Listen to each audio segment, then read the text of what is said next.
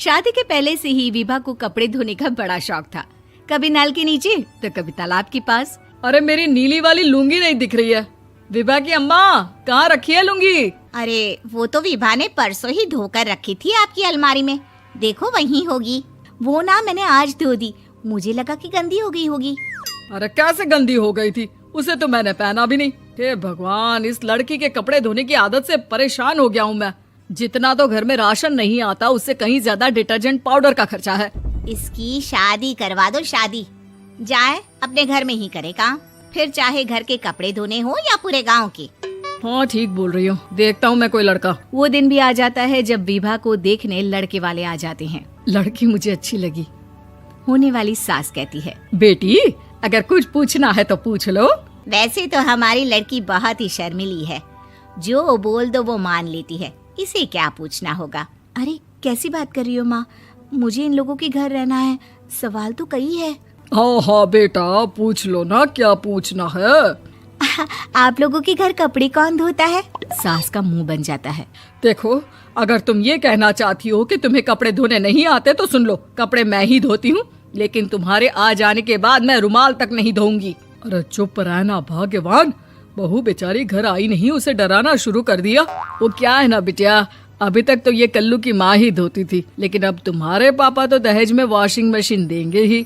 तभी विभा की माँ बोल पड़ती है, सवाल भी पूछा तो क्या। वैसे भाई साहब, मशीन की तो फिर भी कपड़े धोने की कैपेसिटी होती है। मतलब जो बिटिया दे रहे हैं ना विभा, इसे कपड़े धोने का बहुत शौक है। ये आप लोगों के क्या, आस पड़ोस गांव मोहल्ले सबके कपड़े धो दे और उफ तक ना करे।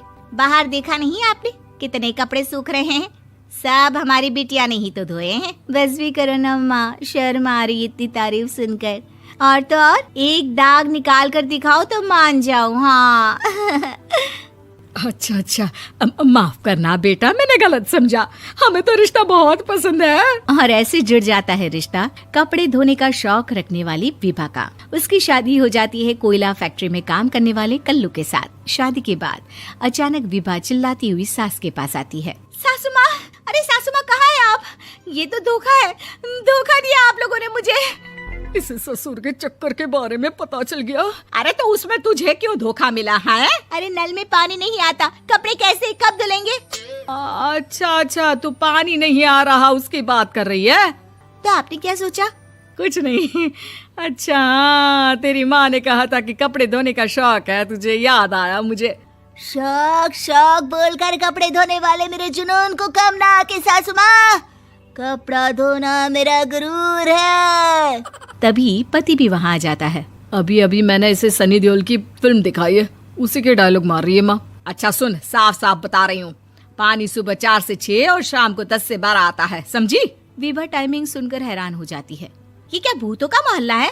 सुबह 4 बजे उठकर कौन कपड़े धोता है? 4 बजे टंकी में पानी जाता है, फिर सारा दिन धोना ना, किसने मना किया? अरे कैसी बात कर रही हैं? 200 लीटर की टंकी में कितने कपड़े धो लूंगी मैं, सुबह ही उठ जाऊंगी मैं। अब क्या था, विभा सुबह 4 से लेकर रात के 12 बजे तक कपड़े ही धोती रहती। एक रोज सास पड़ोस से निकलकर कहीं जा रही होती है कि साथ वाली कहती है, हाँ कल्लू की माँ, जरा ये बताओ कि 2 साड़ी है, 2 ब्लाउज और एक पेटीकोट और एक नाड़े वाला लंबा कच्छा। हाँ तो? अरे तो क्या, कितना लोगी धुलाई ये बताओ। धोबन दिख रहे हैं हम क्या? हमारे पति सरकारी नौकरी से अभी रिटायर हुए हैं और बेटा सुपरवाइजर है कोयला फैक्ट्री में। धोबन समझ रखा है हमें?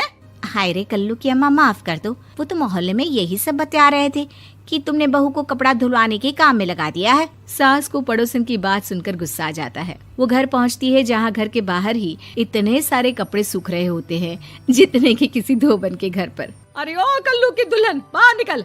माँ जी यहीं आ जाओ, बाथरूम में चादर धो रहे हैं हम। अरे अभी हम धोते हैं, तुमको बाहर निकलो। ये आस पड़ोस वाले बोल रहे हैं कि हम बहू से कपड़े धुलवा कर उसे कपड़ा धोने वाली बना दिए हैं।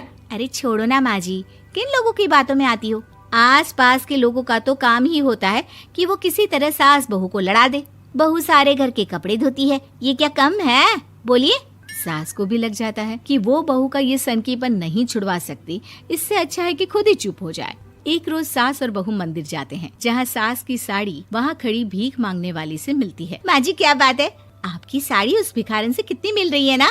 हाँ हाँ, देखो तो दोनों की साड़ी मिल रही है। क्या बात है कल्लू की अम्मा, तुम खुद को तो अफसर की बीवी बताती हो और ऐसी सिंपल सी प्लेन साड़ी पहनकर घूमती हो। सिंपल और प्लेन नहीं है ये साड़ी। तो क्या सोने के धागे से फूल बने हैं? कुछ भी सासू माँ, कुछ भी। हाँ, बने थे इस साड़ी में सोने के धागे से फूल। मेरे पति लेकर आए थे मद्रास से स्पेशली मेरे लिए 10,000 की। ताहे भाई साहब इस भिखारन के लिए भी सेम टू सेम साड़ी लेकर आए होंगे 10,000 की।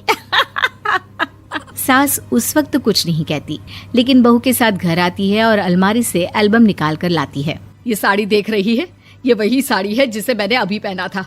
इस साड़ी में ये जो चमकदार फूल दिख रहे हैं ना, ये सोने के धागों से काटे गए हैं। लेकिन तू लोकल वॉशिंग मशीन ब्रश से घिस घिस कर सारे फूलों को निकाल कर साड़ी प्लेन कर दी। मुझे माफ कर दीजिए सासू माँ। और तो और, जब मैंने तुझे तेरी गलती के लिए कुछ नहीं कहा, लेकिन तूने तो सबके सामने मेरा मजाक ही बना दिया। क्यों? बहू को समझ में आ जाता है कि अब से उसका कपड़े धोना बंद।